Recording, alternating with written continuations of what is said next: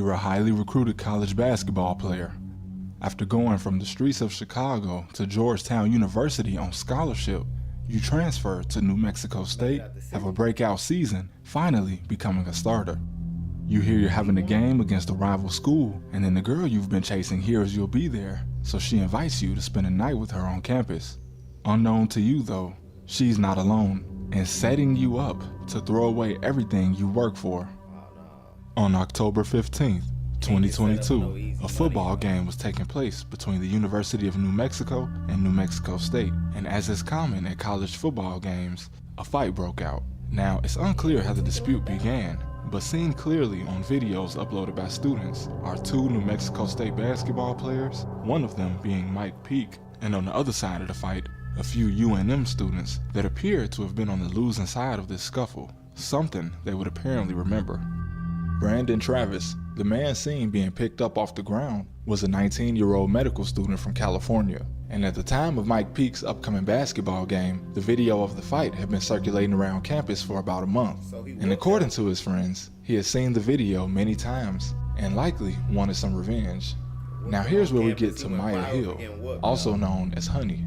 She was a 17-year-old freshman at UNM at the time, and according to Maya, she had been texting Mike for some time. She claims that Mike was eager to meet up with her because he wanted to have sex, but they were at two different schools. And knowing that he was involved in a big fight just a few weeks prior at her school, it probably would have been wiser for her to come visit him.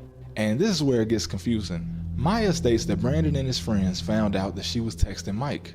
From here, she says that they made her agree to lure him into a trap so they could beat him up. The problem with it... Instantly, that's backdoor. Backdoor one-on-one. She a part of the ops in school. I ain't know that was possible, first off. She talking about they just randomly found out that I was talking to the dude that whooped their ass. I have no idea how it happened. Come on, bro. I was born on a Tuesday, not last Tuesday, man. I don't buy that Maya was forced to do anything. For Brandon and his friends to discover who she was texting, they had to have been close to her. Even more suspicious is the fact that she told police she first met Peake at the game where the fight occurred.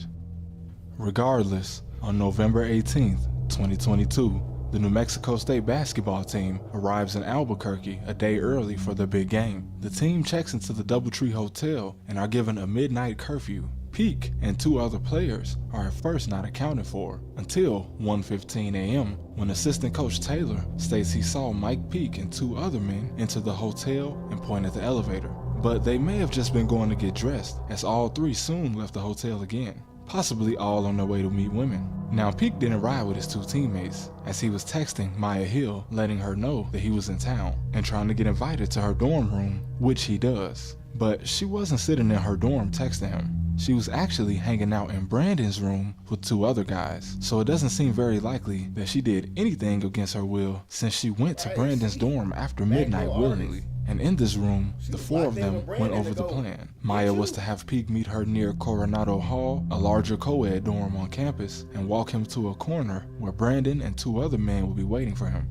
And Brandon could finally get his payback. The problem with this is one that I've seen personally in my own time at college. You get so caught up in living in a world full of your peers, and you forget where you are. And for a lot of kids, freshman year in college is the first time living without rules and restrictions. And this is how things go too far. Brandon and his friends seemingly intended to end Mike's basketball career since they chose to bring bats and even a gun for the planned setup. But coming from Chicago and worried... Man, they tried to backdoor Mike. Y'all didn't know Mike from Chicago? Chicago, the home of the back door. He been ready for the back door. We all knew that already. So now y'all, what y'all think about to happen with my boy? Like, they coming with bats to end his career? Safety. Mike also forgot where he was when he violated the policy by bringing his own firearm on the team bus ride to Albuquerque. And he likely knew that there would be someone wanting to do harm to him on campus if he was ever caught. But what he failed to see is that meeting this girl was simply not worth the risk at all.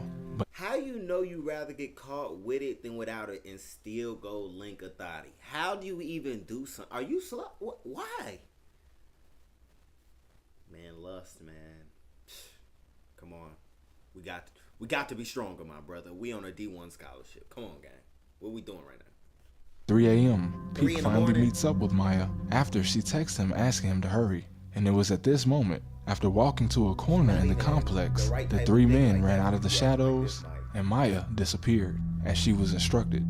Caught completely off guard, Mike was suddenly looking down a barrel, with Brandon on the other end. And just then, one of the other men hit Mike in the knee with a bat before a small tussle ensued and Mike started to run away. He's still going Now, after it was him. at He this chased him. moment that both of their fates were sealed. And surrounded, Mike was backed against the wall, barely able to run away on an injured leg. But when Brandon noticed that Mike was also armed, he made the decision that cost him his life. He fired at Mike, striking him in the leg, causing Mike, still running, to fire back, striking and killing Brandon. Damn. Brandon's fate was now clear. He was gone. Now, as of 2024, the last of the court proceedings are going on, with Brandon's two co-conspirators being charged and pleading out to little time served, since I believe they were all first offenders. The 17-year-old Maya Hill took a plea deal where she only received 3 years of probation. That bitch right there, her right there. She needs something done to her, bro. 3 years, she needed at least a few years. Cause I don't like how females feel like it's okay to set someone up and put people in life and death situations, and then you think you don't get no time for doing that. What's wrong with you, shorty? They got a family at home too. You gotta think. She tweaking. 10-year-old Maya Hill took a plea deal where she only received 3 years of probation. It's still debatable whether she actually feels bad about the whole thing or not. But Mike Peake, a future NBA prospect, shortly after the judge ruled that he would not be charged since he acted in self-defense, he was still suspended indefinitely from his basketball program. When the police interviewed his assistant coaches, one coach remarked that Brandon may never play another second of basketball for that program, but what he really meant was he may never play a second of college basketball ever again. No program was going to want to take on the baggage that Mike now had, with the coaching staff saying that they had never even gotten into contact with Mike's family since he started, indicating that he didn't really have any family support at all. He seemingly completely disappeared as of 2024, and I can't seem to find anything about him. And he entered the transfer portal in 2023, but as of 2024, no program has taken a chance on him. And unfortunately, this is just another cautionary tale of lust. Mike was young, and maybe he couldn't see that meeting this girl wasn't worth whatever risk he thought it posed. And this girl, what was her actual motive for setting up such a thing? Hell, man, what the hell, man? What the, bro? Come on, gang, we gotta be smarter, bro. That's crazy.